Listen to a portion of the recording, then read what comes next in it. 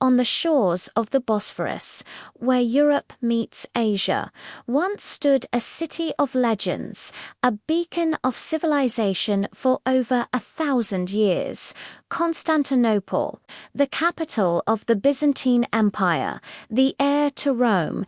It was a fortress believed to be impregnable.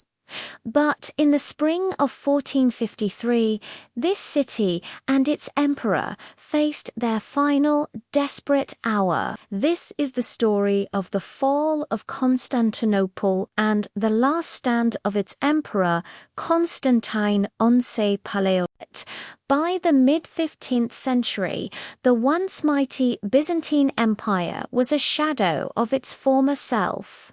It was a tiny island in a sea of Ottoman territory, consisting of little more than the city of Constantinople itself, and a few scattered lands. The glorious empire that had once stretched from Italy to Egypt was now clinging to survival. Ruling this remnant was Constantine XI, a man who ascended to the throne in 1449. He was known for his courage, his piety, and his deep love for his city and people. He inherited a crown of thorns, a city facing an existential threat from the ambitious and brilliant young Ottoman Sultan Mehmed II. Mehmed, later known as the Conqueror, was just 21 years old when he ascended the Ottoman throne. His obsession was singular: to capture Constantinople. To the Ottomans, the city was the red apple, the ultimate prize. Mehmed was a master strategist and a patron of new technology. He understood that to take the city, he needed to neutralize its legendary walls. The Theodosian walls had repelled countless sieges for over 1,000 years. But Mehmed had a secret weapon, massive cannons forged by a Hungarian engineer named Orban. These were the superguns of their day, capable of hurling enormous stone balls that could shatter even the most formidable defenses. In early 1453, Mehmed's vast army, numbering somewhere between 80,000 and 200,000 soldiers, gathered before the walls of Constantinople. Inside the city, the situation was grim. Constantine XI could only muster a defending force of about 7,000 men. This small army was a mix of Byzantine soldiers, citizen militia, and a crucial contingent of foreign volunteers. Chief among them were the Genoese, led by the skilled soldier Giovanni Giustiniani Longo, who became a key commander of the land wall defense. Despite the overwhelming odds, Constantine XI refused to surrender. When Mehmed offered him a peaceful handover of the city in exchange for his life and a governorship elsewhere, Constantine gave a legendary reply. He stated that he could not give away the city, but that he and his people would fight and die in its defense. It was a declaration of defiance, a choice to stand and fight for the legacy of Rome. The emperor worked tirelessly, overseeing repairs to the walls, rallying his troops, and trying to unite the city's Greek Orthodox and Catholic factions in the face of a common enemy. The siege began on April 6, 1453. For 53 days, the world held its breath. The Ottoman cannons roared day and night, pounding the ancient walls. The air was filled with the deafening boom of artillery, the crash of crumbling stone, and the shouts of soldiers.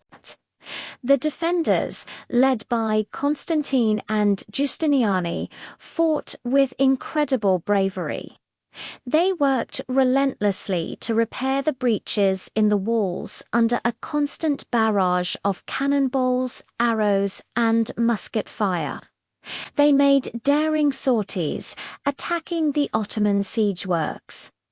For weeks, they held back the tide.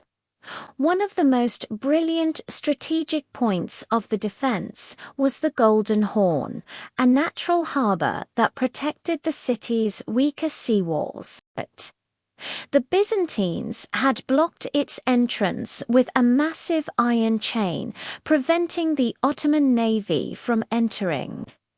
But Mehmed II was not just a brute force commander, he was an innovator.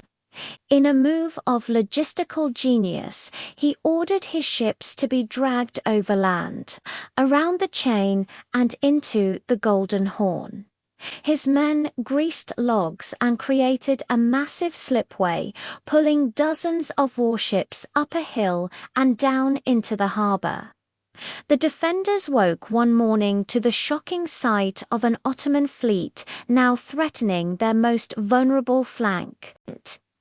The psychological blow was immense.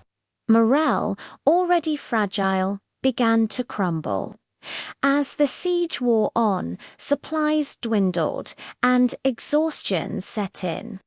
The relentless cannonade had opened several breaches in the mighty Theodosian walls.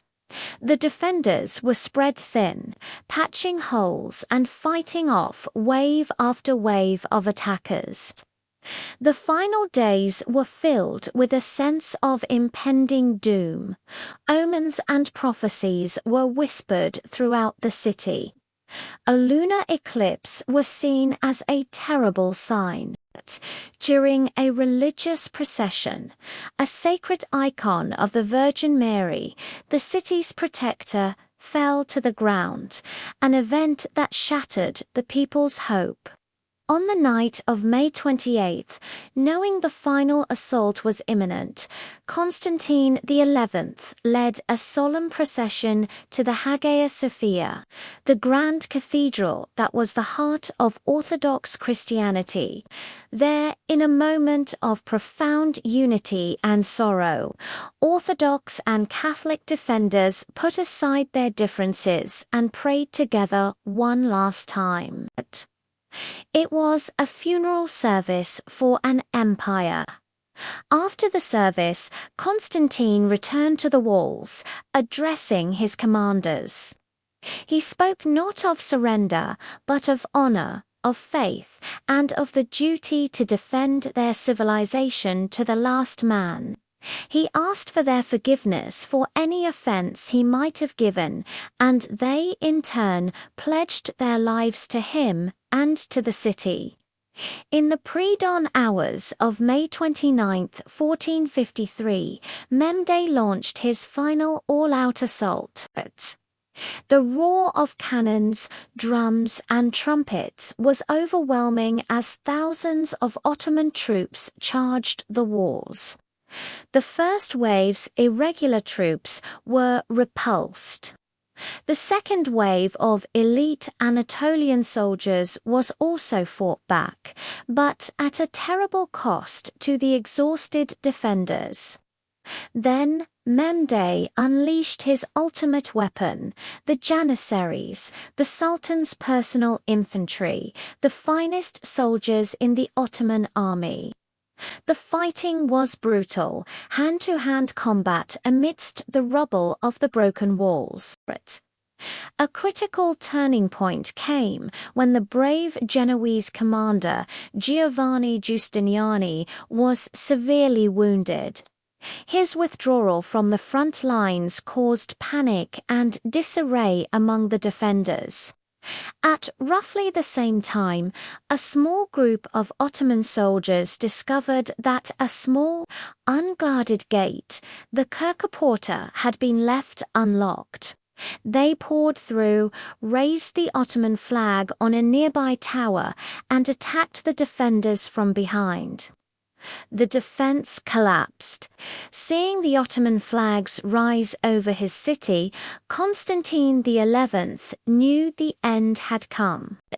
Tearing off his imperial regalia so he would not be recognized and captured, he drew his sword and plunged into the thick of the fighting, side by side with his last remaining soldiers. He was last seen fighting near the gate of St. Romanus, a simple soldier defending the city he loved. He disappeared into the chaos, a hero's death that cemented his legend. His body was never definitively identified.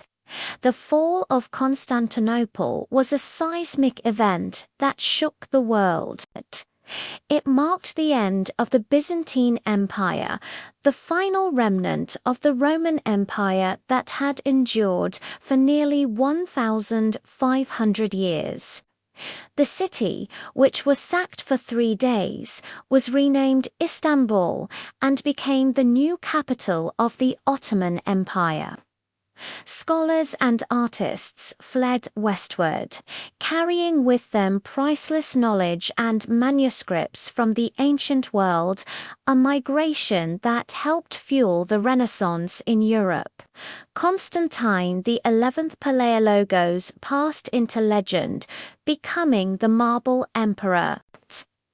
A folktale arose that he had not died but was rescued by an angel and turned into marble, hidden in a cave beneath the city, waiting to be awakened to one day reclaim his throne and the great city of Constantinople. He is remembered not as an emperor who lost an empire, but as a hero who gave his life in its defense, a symbol of courage and defiance against impossible odds. His story, and the story of his city's last stand, remains one of the most powerful and tragic epics in human history.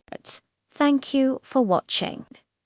If you found this story as compelling as we do, please hit the like button, subscribe to our channel, and ring the bell for more journeys into the past.